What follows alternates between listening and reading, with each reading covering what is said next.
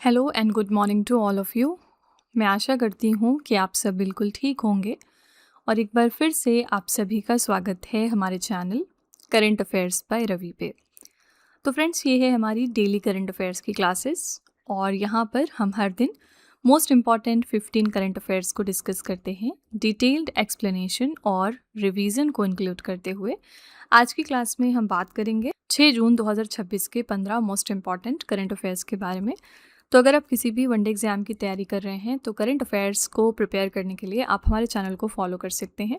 यहाँ पर हम कोशिश करते हैं कि आपका मिनिमम टाइम लेते हुए हम आपको मैक्सिमम आउटपुट दे सकें और यहाँ पर डेली करंट अफेयर्स के साथ साथ आपको वीकली करंट अफेयर्स और मंथली करंट अफेयर्स की सेशंस भी हम प्रोवाइड करते हैं। ओके, तो अगर आप पहली बार आए हैं हमारे चैनल पर तो ये हमारे कुछ स्टूडेंट्स का फीडबैक है जो आप देख सकते हैं और बहुत सारे स्टूडेंट्स को फ़ायदा पहुंचा हमारे इन सेशन से।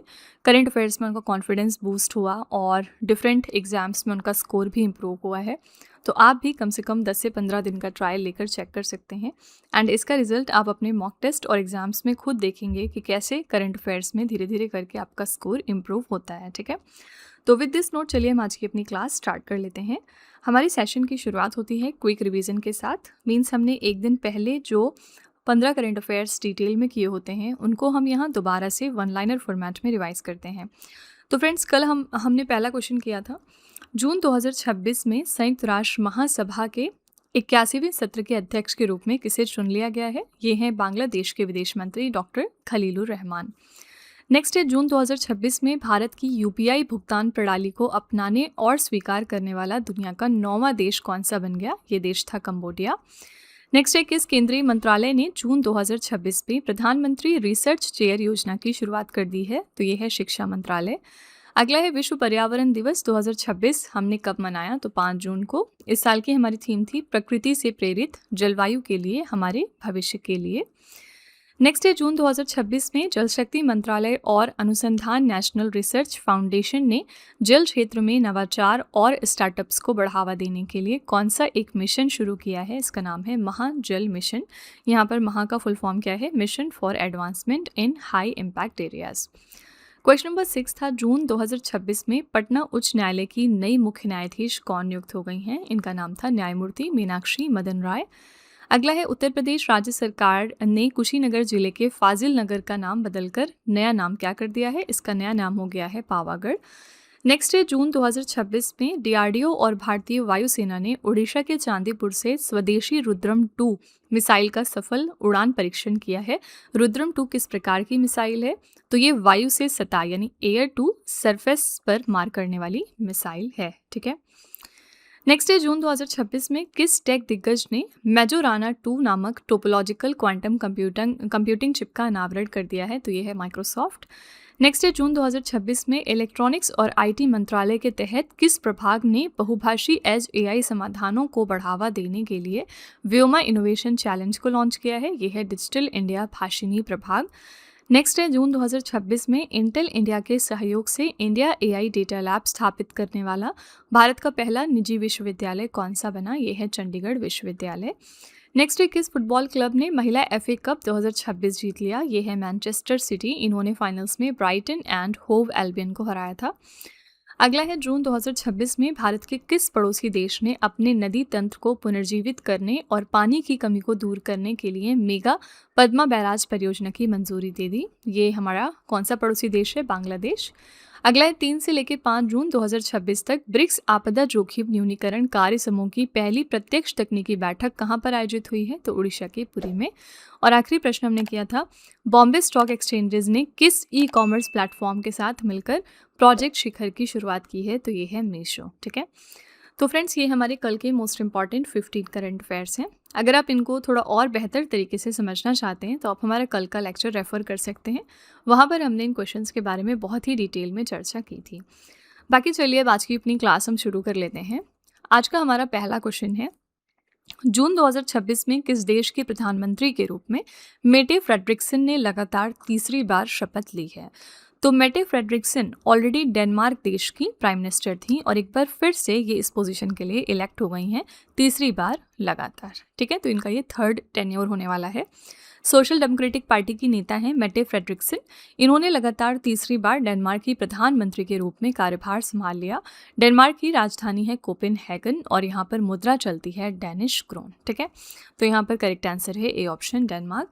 डेनमार्क पिछले दिनों भी न्यूज़ में था क्योंकि इन्होंने अपनी 400 साल पुरानी पोस्टल सर्विस को बंद किया था जिसका नाम था पोस्ट नॉर्ड। ठीक है, और इसी के साथ डेनमार्क पूरे दुनिया का पहला देश बना जिन्होंने अपनी पोस्टल सर्विस को बंद किया था। ओके, और यहाँ पर नॉर्वे और स्वीडन भी ऑप्शन में है। डू रिमेंबर कि नॉर्वे और स्वीडन इन दोनों कंट्रीज़ ने अभी रिसेंटली अपना ऑनर प्रेजेंट किया था प्राइम मिनिस्टर मोदी जी को मई 2026 में। ठीक है, इसी के साथ फ्रेंड्स चलिए हम थोड़े से 2026 में न्यूली इलेक्टेड राष्ट्रपति और प्रधानमंत्री की सूची देख लेते हैं। अलग अलग देशों में कौन कौन से नए राष्ट्रपति और प्रधानमंत्री अपॉइंट हुए हैं। स्लोवेनिया देश के नए प्रधानमंत्री बन गए हैं ज़नेस ज़ांशा। सेनेगल के नए प्रधानमंत्री के रूप में नियुक्त हुए हैं अहमदो अल अमीनो लो। इराक के सबसे युवा प्रधानमंत्री रिसेंटली बन गए अली फलीह कदीम। कोस्टारिका की दूसरी महिला राष्ट्रपति बन गई हैं लॉरा फर्नांडिस। बुल्गारिया के नए प्रधानमंत्री हैं रूमेन रादेव। म्यांमार देश के नए राष्ट्रपति बन गए हैं मीन आंग लाइंग। मंगोलिया के नए प्रधानमंत्री हैं उचराल न्याम ओसोर। चिले के नए राष्ट्रपति के रूप में शपथ ली है जोस एंटोनियो कास्ट ने। नेपाल के नए प्रधानमंत्री बने हैं बालेंद्र शाह। वेनेजुएला की नई कार्यकारी राष्ट्रपति के रूप में नियुक्त कर दिया गया डेल्सी रॉड्रिगेज को। बांग्लादेश के नए प्रधानमंत्री बने हैं तारिक रहमान। रॉब जेटन किस देश के सबसे युवा प्रधानमंत्री बने हैं, तो नीदरलैंड देश के। जोस एंटोनियो कास्ट किस देश के नए राष्ट्रपति चुने गए हैं, तो चिले देश के। ठीक है, तो ये 2026 की कुछ इंपॉर्टेंट नियुक्तियां हैं जो आपको याद में रखनी है। ये इंटरनेशनल करंट अफेयर्स हैं जो आपसे कहीं पर भी पूछा जा सकता है। क्वेश्चन नंबर 2 है, राष्ट्रीय ई विधान एप्लीकेशन को लागू करने वाली भारत की 33वीं विधानसभा कौन सी बन गई है। 33rd आपको बताना है कौन सी हमारी इंडियन लेजिस्लेटिव असेंबली है जिन्होंने इम्प्लीमेंट किया नेशनल ई विधान एप्लीकेशन को, तो ये है पश्चिम बंगाल विधानसभा। ए ऑप्शन यहाँ पर करेक्ट है। तो पश्चिम बंगाल विधानसभा में राष्ट्रीय ई विधान एप्लीकेशन के कार्यान्वयन के लिए एक त्रिपक्षीय समझौता ज्ञापन पर हस्ताक्षर किए गए।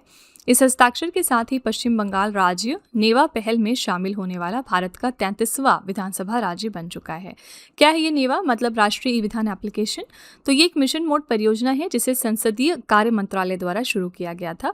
उद्देश्य क्या है, एक साझा डिजिटल प्लेटफॉर्म के माध्यम से सांसद और राज्य विधानसभाओं के कामकाज को डिजिटाइज और आधुनिक बनाना। ठीक है, करेक्ट आंसर यहाँ पर हो जाएगा ए ऑप्शन पश्चिम बंगाल विधानसभा। पश्चिम बंगाल पिछले दिनों बहुत न्यूज़ में था क्योंकि यहाँ पर इलेक्शन हुए हैं रिसेंटली। यहाँ पर अब नए चीफ मिनिस्टर कौन बन चुके हैं, ममता बनर्जी को रिप्लेस करके इनका नाम है शुवेंदु अधिकारी। ठीक है, और दूसरा इंपॉर्टेंट करंट अफेयर्स ये है वेस्ट बंगाल के रिगार्डिंग कि रिसेंटली वेस्ट बंगाल ने सेंट्रल गवर्नमेंट के साथ में एक MOU साइन कर लिया है और उसके बाद अब ये सेंट्रल गवर्नमेंट की स्कीम PM श्री को अपने स्टेट में इम्प्लीमेंट करेंगे। ठीक है, तो ये दोनों फैक्ट्स याद रखिएगा वेस्ट बंगाल के बारे में। क्वेश्चन नंबर 3 है, princess of Asturias sports awards 2026 जीतने वाले पहले व्यक्तिगत फुटबॉलर कौन बन गए। फर्स्ट इंडिविजुअल फुटबॉलर जिन्होंने जीता Princess of Asturias sports award 2026 ये हैं Lionel Messi. C option correct है। तो अर्जेंटीना के स्टार फुटबॉलर लियोनेल मेसी को खेल मानवीय कार्यों और समाज पर उनके उत्कृष्ट प्रभाव के लिए प्रतिष्ठित 2026 का princess of Asturias sports award दिया गया। ये उपलब्धि हासिल करने वाले वो इतिहास के पहले व्यक्तिगत फुटबॉलर बन चुके हैं। ये सम्मान हर साल स्पेन के ओविएडो शहर में प्रिंसेस ऑफ एस्टूरियाज फाउंडेशन द्वारा प्रदान किया जाता है। करेक्ट आंसर है सी ऑप्शन लियोनेल मेसी। इसी के साथ पिछले दिनों भी लियोनेल मेसी न्यूज़ में थे। क्यों? क्योंकि ये सेकेंड बिलियनायर फुटबॉल बन चुके हैं, सेकेंड बिलियनायर फुटबॉलर। ठीक है, और फर्स्ट कौन है जो कि बिलियनायर फुटबॉलर थे, ये हैं क्रिस्टियानो रोनाल्डो। तो मेसी अभी पिछले दिनों ही बिलियनायर बने हैं और इस वजह से ये काफ़ी ज़्यादा न्यूज़ में आ गए थे।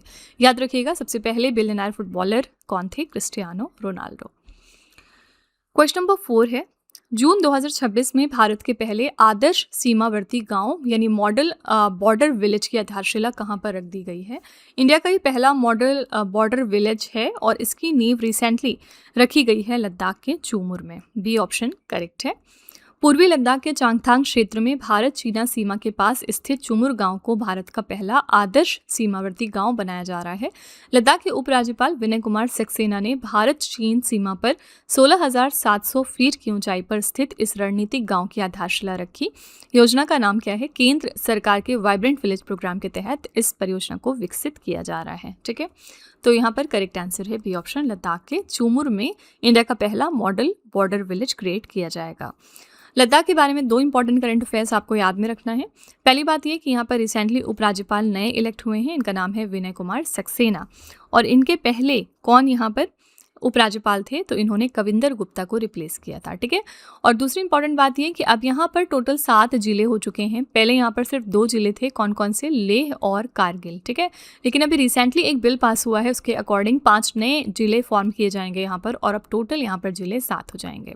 ये आपका दोनों इंपॉर्टेंट करंट अफेयर्स है लद्दाख के रिगार्डिंग। ठीक है, क्वेश्चन नंबर 5 है, जून 2026 में किस स्पेस एजेंसी ने 11 से अधिक वर्षों की परिचालन सेवा के बाद मेविन मिशन को आधिकारिक रूप से समाप्त कर दिया है?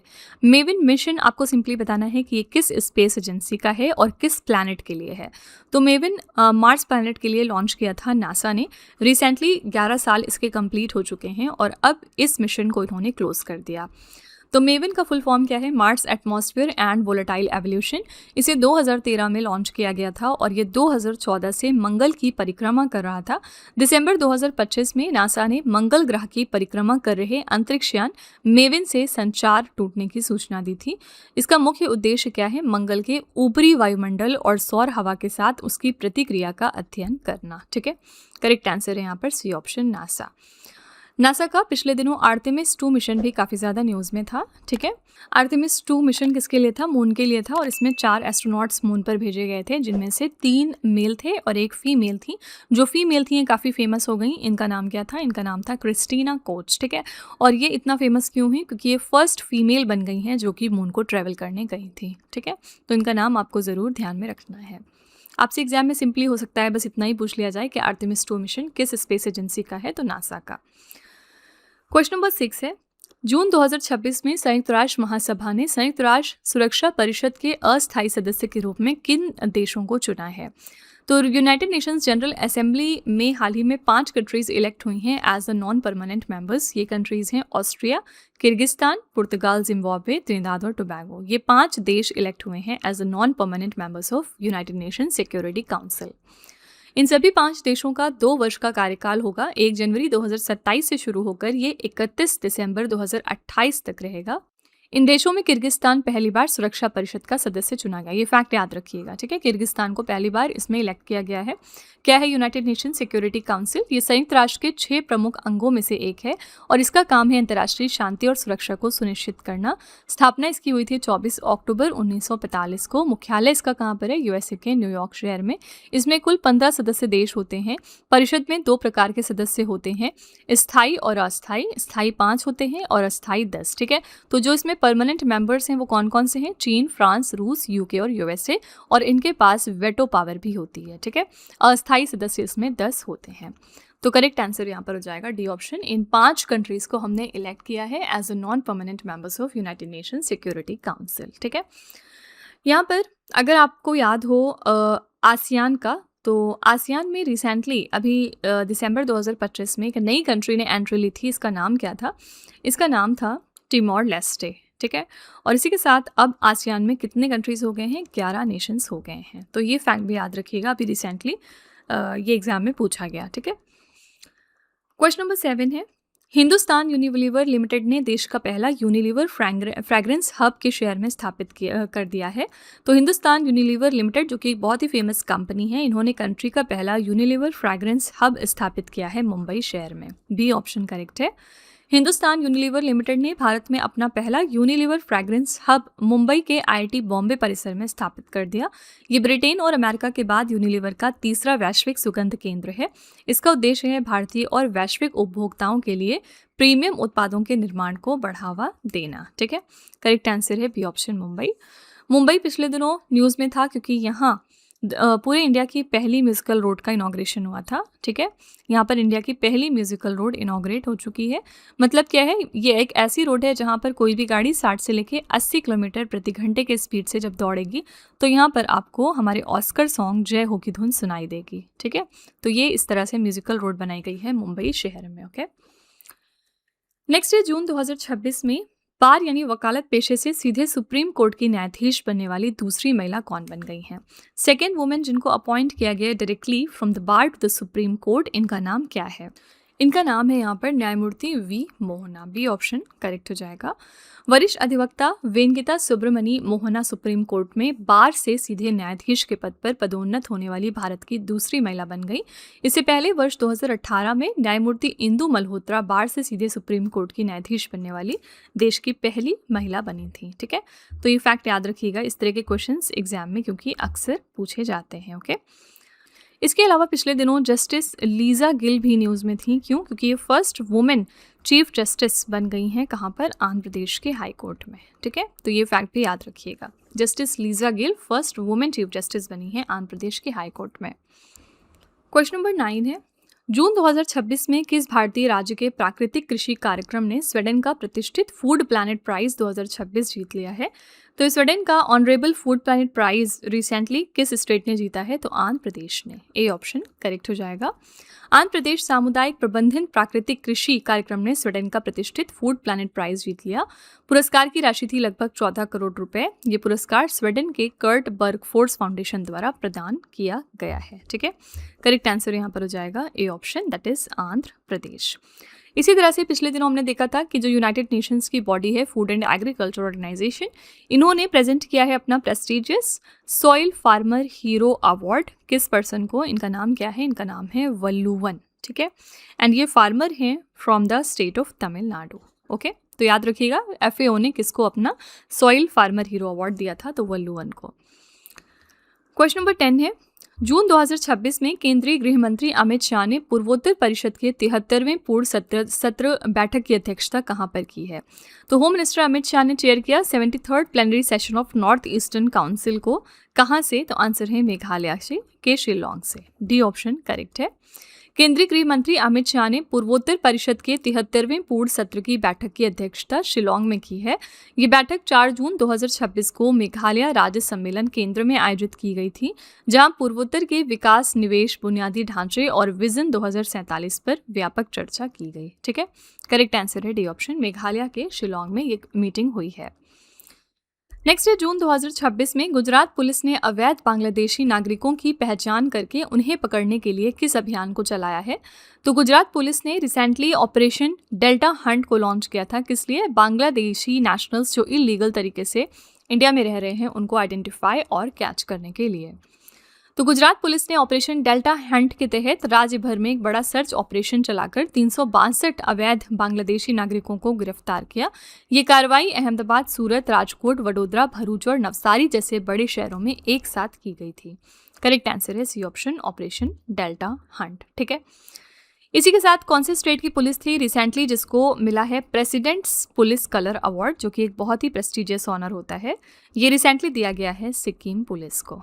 ठीक है, इनको रिसीव हुआ है prestigious presidents police colour award, जिसको आप निशान भी कहते हैं, और ये किसने दिया है? प्रेसिडेंट द्रौपदी मुर्मू ने। ठीक है, क्वेश्चन नंबर 12 है, भारत में छिपकली के मेसालिना वंश का पहला पुष्ट वैज्ञानिक प्रमाण मेसालिना बिश्नोई किस राज्य में खोजा गया?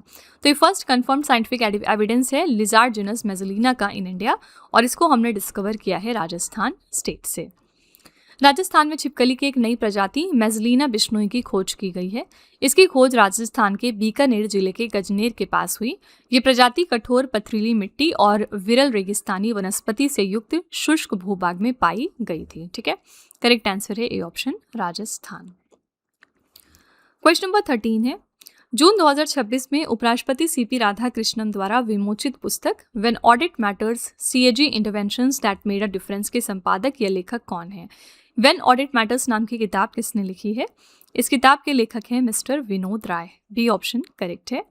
भारत के पूर्व नियंत्रक एवं महालेखा परीक्षक विनोद राय ने इस पुस्तक का संपादन किया है, जिसमें ऐतिहासिक ऑडिट अनुभवों को संकलित किया गया है। तो सिंपली याद रखिएगा कि व्हेन ऑडिट मैटर्स नाम की बुक किसने लिखी है, तो विनोद राय ने लिखी है। बी ऑप्शन यहाँ पर बिल्कुल करेक्ट हो जाएगा। इसी तरह से पिछले दिनों हमने एक बुक देखी थी जिसका नाम था Mother Mary Comes to Me. 2025 की ये किताब है और इसको लिखा किसने था, इसकी लेखिका हैं अरुंधति रॉय। अरुंधति रॉय की बहुत ही ज़्यादा बुक्स पूछी जाती हैं एग्जाम में। अरुंधति रॉय की ये बुक थी और इसके लिए रिसेंटली इनको यूएस क्रिटिक्स सर्कल अवार्ड मिला, इस वजह से ये अगेन न्यूज़ में आ गई। ठीक है, तो इसलिए याद रखिएगा कि इस किताब को किसने लिखा है, Mother Mary Comes to Me, Arundhati Roy ने। नेक्स्ट है, किस भारतीय राज्य ने प्रौद्योगिकी, कौशल विकास, स्टार्टअप और जीवन विज्ञान में सहयोग के लिए जर्मनी के थुरिंगिया राज्य के साथ एक समझौता ज्ञापन पर हस्ताक्षर कर लिए हैं। ये इंडिया का स्टेट है तेलंगाना। इन्होंने recently German state of Thuringia के साथ में ये एमओयू साइन किया है for cooperation in technology, skill development, startup and life science. ये समझौता हैदराबाद में तेलंगाना के मुख्यमंत्री ए रेवंत रेड्डी और थुरिंगिया के मंत्री राष्ट्रपति मारियो वोग्ट के नेतृत्व में आई एक उच्च स्तरीय जर्मन प्रतिनिधि मंडल की बैठक के दौरान हुआ। इस समझौते का मुख्य उद्देश्य क्या था, तकनीक, लाइफ साइंसेज और सेमीकंडक्टर जैसे क्षेत्रों में दोनों राज्यों के बीच औद्योगिक और व्यापारिक निवेश को बढ़ावा देना। करेक्ट आंसर है तेलंगाना। क्वेश्चन नंबर 15 है, जून 2026 में केंद्रीय मंत्रिमंडल ने दिल्ली एनसीआर में पुराने ट्रकों और बसों को बदलने के लिए कितने करोड़ रुपए की योजना की मंजूरी दे दी है। तो यूनियन कैबिनेट ने हाल ही में कितने अमाउंट की स्कीम को अप्रूव किया to replace old trucks and buses in Delhi NCR. ये अमाउंट है 9,585 करोड़ रुपए। सी ऑप्शन करेक्ट है। केंद्र सरकार ने दिल्ली एनसीआर में प्रदूषण कम करने और स्वच्छ परिवहन को बढ़ावा देने के लिए एक बड़ी पहल की शुरुआत की है। इसके तहत 9,585 करोड़ रुपए की योजना को मंजूरी दी गई, जिसका लक्ष्य है पुराने ट्रकों और बसों को इलेक्ट्रिक या BS6 वाहनों से बदलना। ठीक है, करेक्ट आंसर है सी ऑप्शन, 9,585 करोड़ रुपए। तो फ्रेंड्स, ये थे आज के हमारे most important 15 current affairs. I really hope कि आपको ये हमारा सेशन पसंद आया होगा।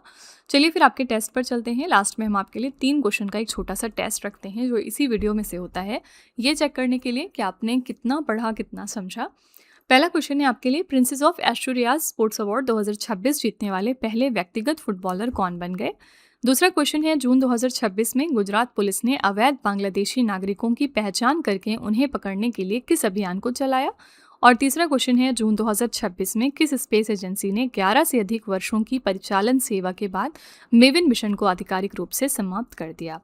तो फ्रेंड्स, ये 3 क्वेश्चंस आपके लिए हैं एज अ होमवर्क। इनका जवाब आपको कमेंट सेक्शन में जाके लिखना है। इसी के साथ हमारी क्लास यहाँ पर एंड होती है। आप अपना फीडबैक कमेंट सेक्शन में ज़रूर लिखिएगा कि आपको क्लास कैसी लगी। अगर आपको लगता है कि ये क्वेश्चंस आपको हेल्प कर रहे हैं कहीं ना कहीं आपके मॉक टेस्ट या फिर एग्जाम्स में, तो प्लीज़ एक छोटा सा रिव्यू हमारे कमेंट सेक्शन में आप ज़रूर डाल दीजिएगा, ताकि जो हमारे दूसरे नए व्यूवर्स आते हैं चैनल पर वो भी हमारे ऊपर ट्रस्ट कर सकें। तो फ्रेंड्स, इसी तरह के बेस्ट क्वालिटी कॉन्टेंट और अच्छी प्रेपरेशन के लिए आप हमारे चैनल के साथ जुड़े रहिए। मिलते हैं नेक्स्ट क्लास में। Till then stay tuned. Thank you so much for watching. Also don't forget to like, share and subscribe our channel.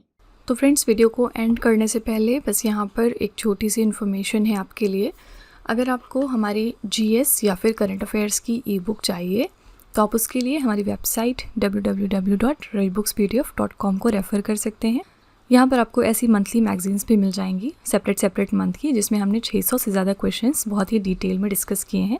आप देख सकते हैं कि हर क्वेश्चन को हमने किस तरह वेल एक्सप्लेन किया है, highlights, important point, static GK और पिक्चर्स का यूज़ करते हुए, ताकि आपको प्रॉपर अंडरस्टैंडिंग हो सके। तो अगर आप इंटरेस्टेड हैं तो आप इस नंबर को रेफ़र करिएगा 9888749999। ठीक है, ये हमारी बुक्स की वेबसाइट है जिसका नाम है www.raviaditipublication.com। यहाँ पर आपको डिफरेंट बुक्स मिल जाएंगी, जैसे कि 25,000 प्लस GK GS की ये वाली 1 लाइनर बुक है। इसके अलावा कंप्यूटर GK, सामान्य विज्ञान, NCERT के नोट्स डिफरेंट सब्जेक्ट्स में। तो इसके लिए भी आप इसी नंबर को रेफ़र कर सकते हैं अगर आप इंटरेस्टेड हैं तो। साथ ही ये है हमारा mobile application Ravi study app. Play store पर जाकर आप इसको अपने फ़ोन में यहाँ से इंस्टॉल कर सकते हैं।